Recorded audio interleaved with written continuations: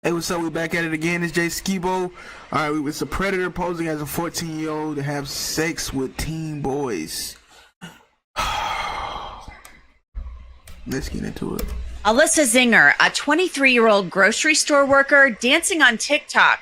She was already in legal trouble, accused of having sex with a junior high school student. Now she's facing more charges, and her parents could also be in trouble. We have the scoop. Thanks for joining me for Crime Fix. I'm Anjanette Levy. Alyssa Zinger is a 23-year-old grocery store worker who was accused of posing as a homeschooled 14-year-old girl so she could have sex with a boy who was between 12 and 15 years old. We first told you about Zinger last December when she was charged with 2 felony counts of lewd or lascivious battery and 5 felony counts of lewd or lascivious molestation. Now Zinger is in the Hillsborough County Jail in Tampa facing even more charges. She's now accused of having sex with 5 boys who are either 13 or 14. Now, this isn't a complete shock because Tampa's police chief had said last year he believed there were more victims out there, and he had called Zinger a predator. The investigation began last October after a girl reported that Zinger had sent a video of her having sex with a boy to her classmates through Snapchat.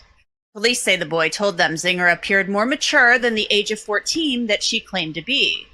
And now Zinger's parents could also be in legal jeopardy after a detective hinted in court that they may have tried to hinder the investigation. More on that in just a minute.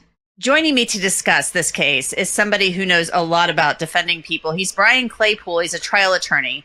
Brian, the facts in this case and the allegations are pretty stunning. Alyssa Zinger is actually accused of posing as a 14-year-old girl so she could molest teenage boys.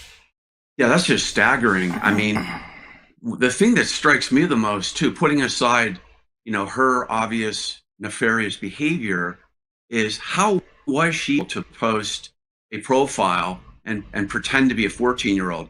My point being, shouldn't we as a society be looking at these social media platforms like Snapchat?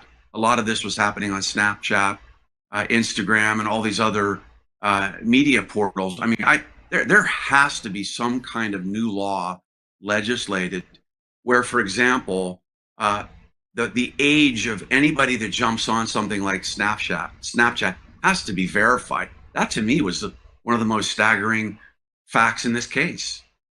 Mm-hmm. We do have some really young kids on Snapchat. I mean, that is a good point. And TikTok. That's how she's accused of reaching out to these kids. And then she's also accused of sending a video of other kids, having sex to other kids. So she's accused of transmitting child pornography, essentially, that is crazy. That she captured. So there are several things going on here, but we do have kids as young as 12 accessing these apps. That's a great point. I mean, I have a teenage daughter. I'm a single parent of a teenage daughter. And I have to tell you, the hair in my skin was rising when I found out she was on Snapchat a couple of years ago for the exact reason we're talking about. I pulled her aside and I said, you need to be careful because there could be people chatting with you in Snapchat who are not who they are pretending to be. They might be an older man who's trying to, get after you or to seduce you. And that's kind of scary as a parent, where you have to talk to your kids about, looking at things like, is this person real or not? Are they who they say? And that's why I think we really need to clamp down on verifying ages or of men and women who are over 18 who are having these kind of conversations with minors. That's just awful. And then look, another point I want to make is I do a lot of sexual abuse cases. I represent a lot of victims of sexual abuse, including minors and adult victims of child sexual abuse. And I had a case a couple of years ago. I represented 4 boys in the central part of California who were seduced and had sexual relations with a teacher at a school. And if you can believe this, one of the school's big arguments in the case was, hey, these are guys. These are young boys. So it's not as bad as a man doing it with a young girl. And I found that argument to be just really irresponsible, because as part of working these cases up, you get a psychological profile of the juveniles. In other words, you have them see what's called a forensic psychologist, and then you draw up a report to find out how they've been impacted. And I will tell you, young boys under 18 who are molested by women. It's not a fun game for them when they become adults. They have trust issues. It affects their ability to be in a stable relationship with women when they get older. They view women more they objectify women when they get older. So there's lifelong trauma that's associated with young boys being molested by a woman. If you play The Sims 4 with mods and you don't know about the CurseForge app yet, I'm about to change your life.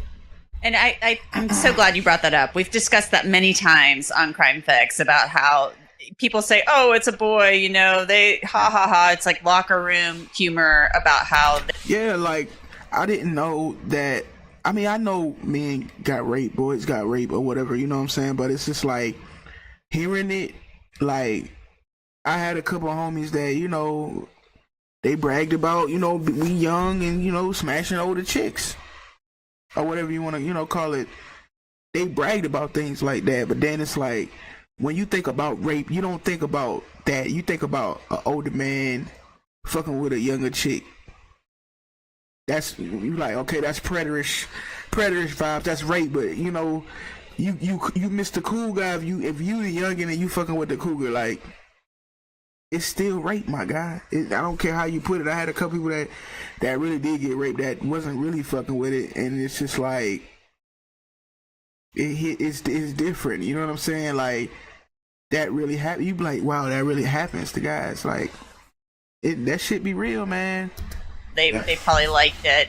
It does create major issues, and these are crimes that she is accused of, and it doesn't matter that the gender of the person involved in this, the victim, is person. No, like, that it's a boy versus a girl. They're still a child. That's the point here. So Alyssa Zinger, her defense attorney in court, said this is somebody with some developmental issues. You know, she's had anxiety issues over the years, so it wasn't like this is a 22-year-old woman communicating with a teenage boy, or, you know, a 12-year-old boy, or a 13-year-old boy, a 14-year-old boy, because she's got these developmental issues. The state, on the other hand, says, I don't think so. There are no signs of that in her educational records. What do you have to say about that? Is that a defense attorney basically just trying to represent their client and say, hey, my client's not so bad, and, you know, she has some issues here, or is that a legitimate defense? In this circumstance, if I'm representing Alyssa Zinger, I would make that argument. And here's why. And by the way, I'm not defending what she allegedly did, but if I'm representing her and I've got to give a zealous defense, I have seen, for example, her TikTok video. I'm not sure if you saw that. There's one of her dancing in a bathroom. It was filmed in a bathroom, and it looked, you know, my visceral reaction was, this looks like a 13-year-old, not a 22-year-old. That's one example. So I did think, is there something mentally not right with her? And then there was another example where she and one of the boys that she allegedly had a sexual relation with, I think he was 14 or 15, they were caught shoplifting at a Nordstrom store. Zinger's confronted by a police officer, and she lies to a cop and says, I'm here's my name, and I'm 14 years old. Here's my birth date, making her 14 years old. Like, the cops figure it out. That's not her. She's not, or that's her, but she's not 14. She's in her 20s. My point being, she is that psychotic that she's going to lie to a police officer and think she's not going to get caught. So I think there is some type of argument to make. She needs to undergo a mental health exam. And maybe what her lawyers will argue is a doctrine called diminished capacity, which it doesn't absolve her of the crimes, but it would lead to a lesser crime, because what that means is basically her mental capacity was impaired enough to destroy the intent to sexually molest these young boys. And then she would get charged or convicted of a lesser crime. There are predators everywhere, and they can look like the person next door. Heck, they can look like the person at the grocery store, and they can even live next door to you. Or maybe they are alleged crimes and things of that nature. It was brought up that her parents could possibly have some exposure here, because they may have, according to a detective, and I think that we have to say may have, because they have not been charged with a crime, may have tried to hide a cell phone belonging to her, and may not have turned it over the proper cell phone when they came to the home, the detectives did, with the search warrant. So we've got that aspect of this too. So do you expect the parents to be charged after the detective actually brings this up in court and shows body camera footage of the police at her home with the parents, and as they're trying to serve a search warrant for the phone? Well, you raise an interesting fact. If that happened, parents should minimally be charged with what's called accessory after the fact. What does that mean? It means that the parents were not involved directly in Alyssa Zinger carrying out these alleged sexual assaults, but they helped her evade prosecution in this case. They helped her evade justice in this case by possibly hiding evidence. That's what accessory after the fact is. And if that happened, I hope they get charged, because that leads to another point I wanted to make, which is I'm not sure that we've heard the full story about the parents or other individuals who may have been enablers of Alyssa Zinger carrying this out. I've represented hundreds of sexual abuse victims, and a couple of those cases have been with multiple victims happening multiple times. Why is that important? Because usually there's somebody on the inside, a family member, a friend, an associate, who is enabling this behavior.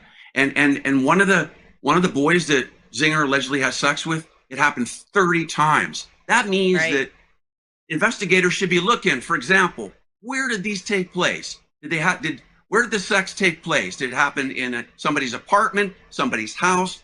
For example, did that happen in a hotel room? Should a hotel be responsible for seeing a grown woman walking into a hotel room with a young boy? And according to the police, it's all on tape, Brian. So this is a tough case. If you have her on tape, on these videos, having sex with these kids, and they are kids, and then she's sending a video of other kids having sex, my God, to other kids. I mean, This is a tough case to defend. Yeah, no, you raise another interesting point. In California, where I'm at in the LA area, it's a felony to have an adult send any pornographic, even a naked picture to a minor, let alone a video of sexual intercourse happening. That's a felony separate in and of itself. And if how many times she did it, maybe it's once, who knows? But those are separate individual charges that carry sentence, certain number of years in jail. So this is an extremely serious case for Alyssa Zinger. And the way I see it is her only, bona fide defense here is the mental health aspect. And by the way, that is going to be a difficult defense if, for example, she hasn't had any therapy before this, right? Because that's what we look at too, even with victims. When they come to us and they say, hey, I was molested when I was younger. Hey, have you ever seen a therapist? If Zinger has never talked to anybody about this, about her mental, development, then that's going to hinder her defense. But that said, if she's got a good lawyer, they're going to have her set up with what's called a forensic psychologist, and they're going to do a detailed mental health exam of her. And I expect her lawyers to make the argument that she was mentally incapacitated and she's behaving like a teenager, not an adult, for a mental health reason. Well, we will find out as this case progresses. She'll be back in court next week. Brian Claypool, thank you so much. You bet. Thanks for having me. And that's it for this episode of Crime Fix. I'm Anjanette Levy. Thanks so much for being with us. We'll see you back here next time. That shit was crazy, bro. And sick at the same time. How the fuck people just on all type of shit now, bro. I don't know what people on, man. But alright, man, comment, like, subscribe.